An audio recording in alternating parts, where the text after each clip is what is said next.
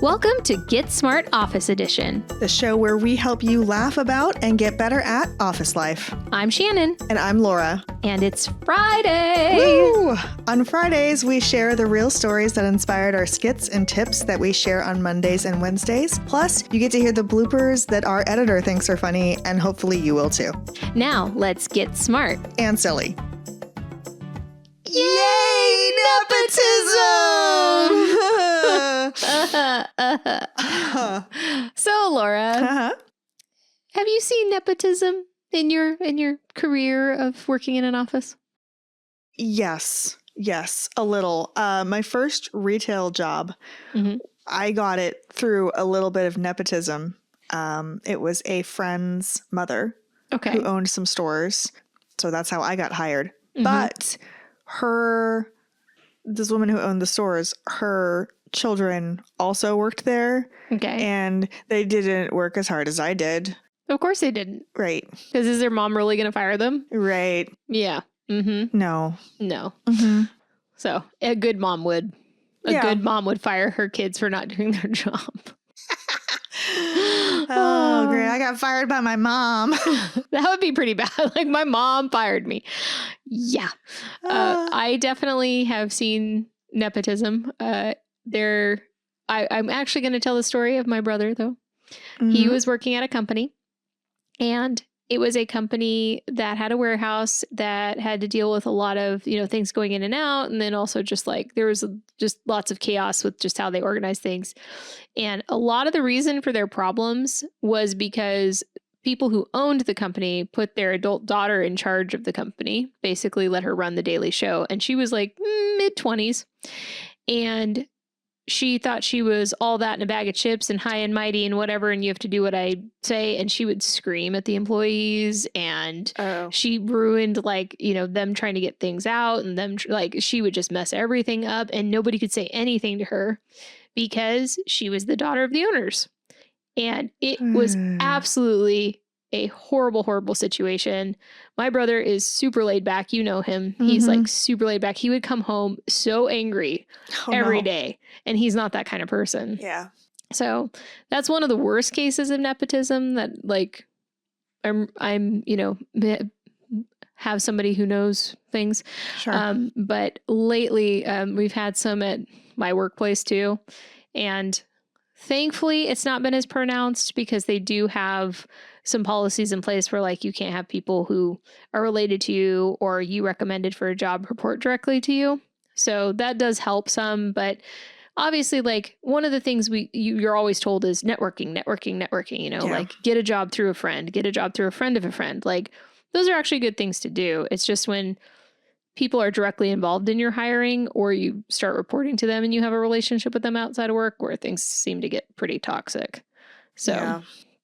I don't know. If you can avoid that, and also people hiring their friends, directly hiring them to be their employee. I've been in that situation where I had a friend who was actually reporting to me, and it makes it very awkward. So you can do it. I did do it successfully. She and I are still friends. She no longer reports to me. So it can work, but I had to set very clear expectations with her when she accepted the job. I was like, okay, our inside work stuff, I am your boss. We're going to treat it like that. Outside of work, we are friends and it's good. Oof. So, but it's a very fine line to walk if you have to do that. So I discommend it, even though I have done it successfully. It's not something everybody can do. Honestly, it kind of sounds exhausting. It was very exhausting. So, especially because I value my friendship with her. Sure. And I value my work life with her. Thankfully, she made it easy because she was a very good employee, but not all friends are going to be very good employees, even if they're great friends. Yeah. So, yeah, hopefully Laura would hire me. I don't know. Maybe not. She'd be like, you're a train wreck. No. I don't think that I'm ambitious enough to start my own company, but if I was, yes, I think so. Yeah. I think so. So obviously we're working together on this. So yeah. So Laura, I hire you as my podcast co-host. Oh, thanks, Shannon. I accept. Anyway, so hopefully just give it some thought, guys. If you're thinking about hiring friends or family, just give it some thought before you do. Don't ruin your friendships. Don't ruin your family relationships. And don't ruin your company. Don't do that either. All bad. So, in case. All bad. No good. All bad. No good. No bueno. No taco. No burrito. No bueno. So, just saying. Nice. All right, guys. Have a great day. Thanks for listening.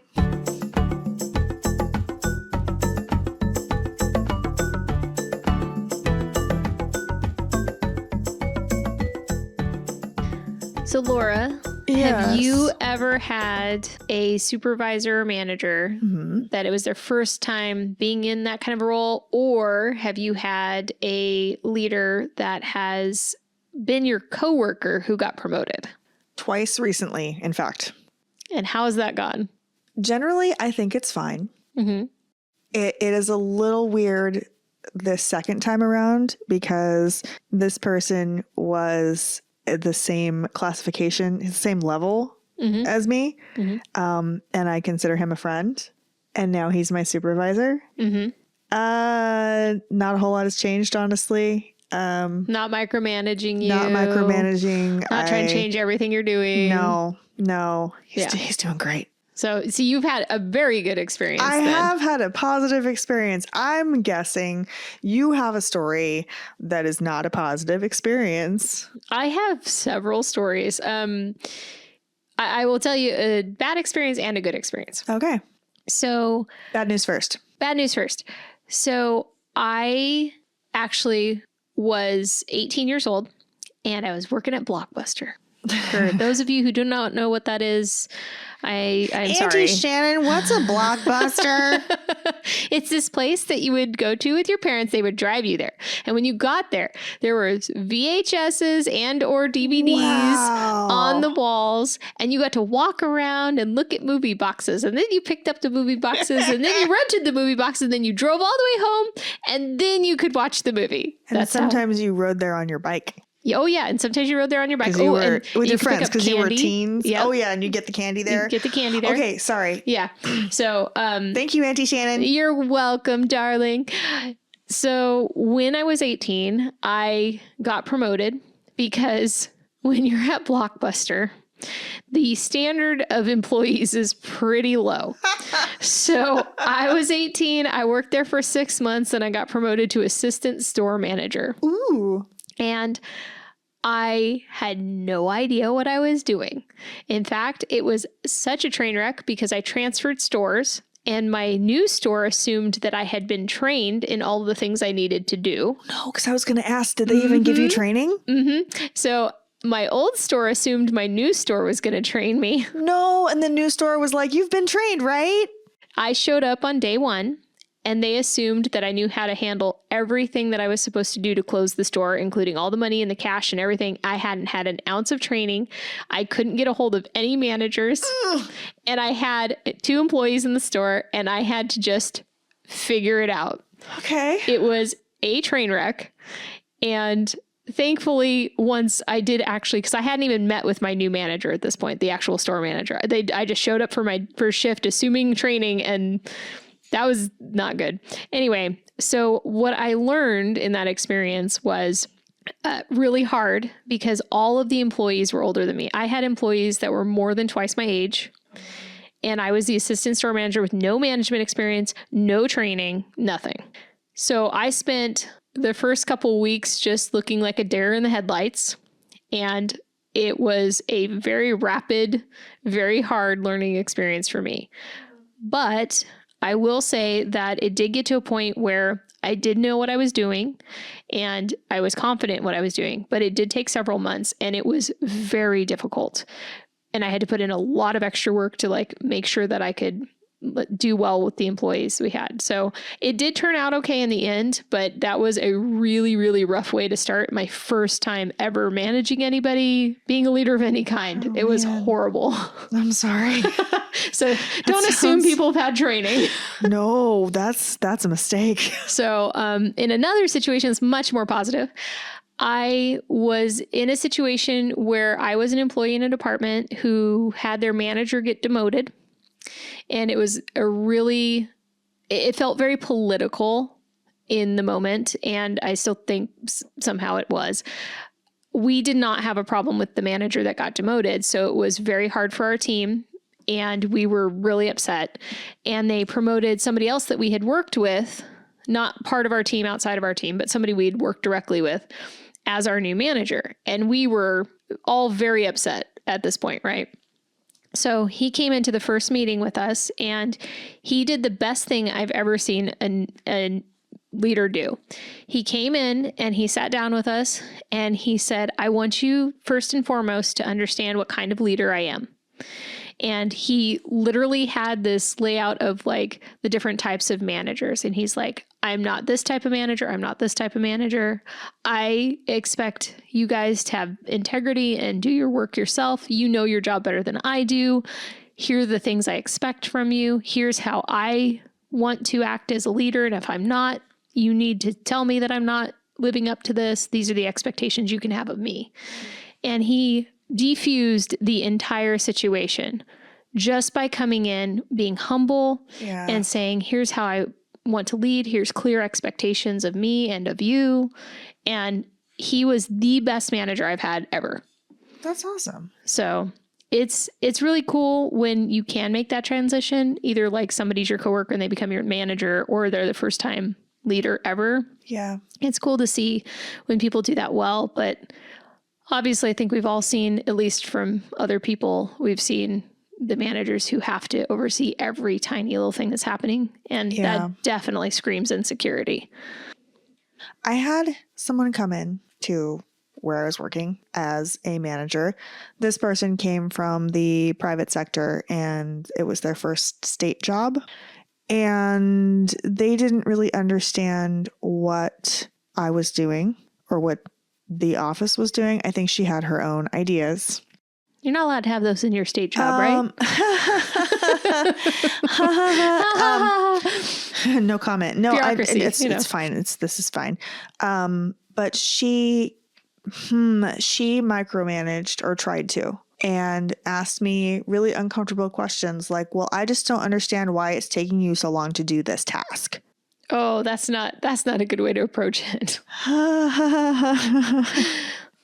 This is the infamous boss from hell situation that I've told you about. Yes. Not on the podcast, but personally.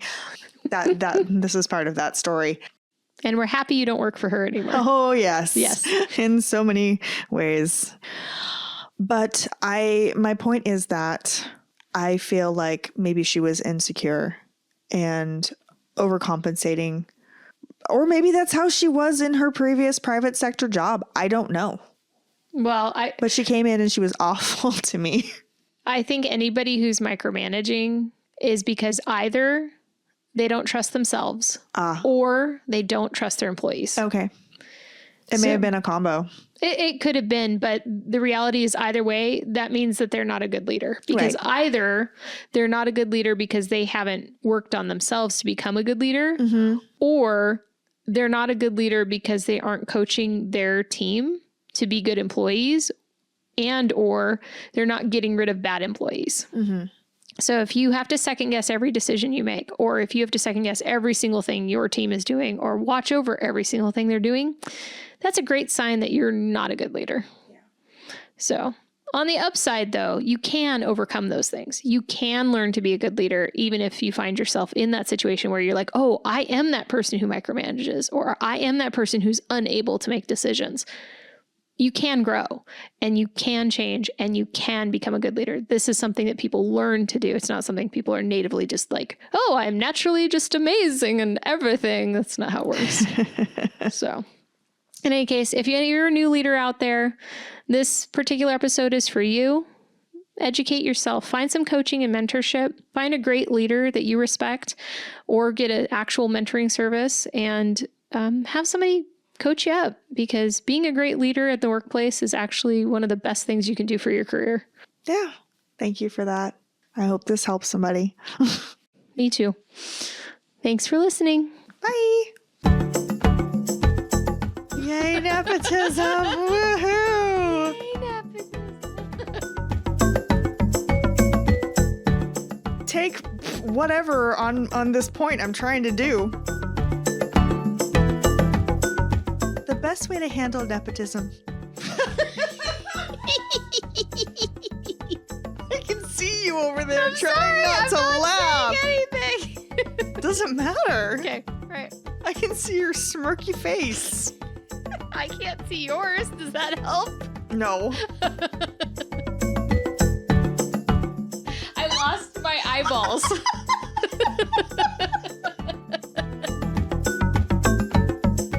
I'm gonna put Dog bark. dog bark, bark, bark, bark. Bark, bark, bark, bark, bark.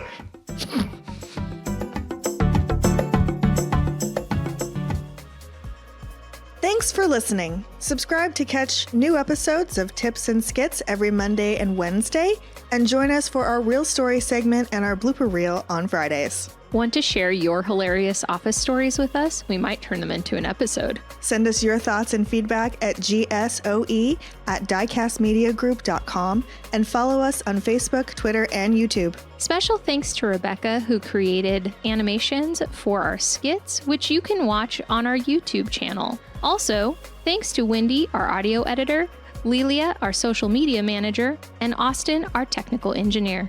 If you would like to support the show, review and share with your friends, or consider supporting us on Patreon, links are in the show notes. Get Smart Office Edition is a DieCast Media Group production.